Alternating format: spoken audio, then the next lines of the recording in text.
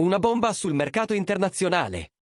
Il nome di Richard Rios, centrocampista colombiano che si è messo in luce al Palmeiras, comincia a circolare con forza dietro le quinte del Napoli. Secondo la stampa colombiana, l'interesse dei dirigenti della Serie A è reale e gli osservatori partenopei hanno già monitorato il giocatore in diverse occasioni.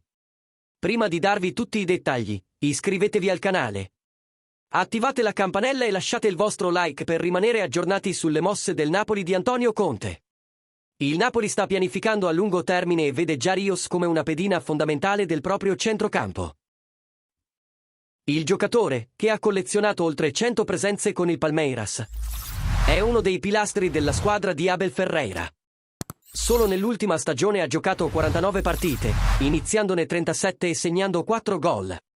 Secondo l'AS Colombia, il Napoli punta a portarlo in Europa, ma l'operazione è prevista per l'estate del 2025, escludendo un trasferimento immediato. Il consiglio di amministrazione del San Paolo ha chiarito che Richard Rios è incedibile al momento, considerandolo indispensabile per i prossimi mesi. Ora vogliamo sapere cosa ne pensate voi tifosi. Richard Rios è il rinforzo giusto per il centrocampo del Napoli?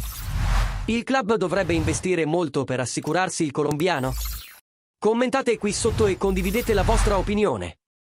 E non dimenticate di mettere un mi piace per aiutarci a portare altre notizie scottanti da dietro le quinte del mercato dei trasferimenti.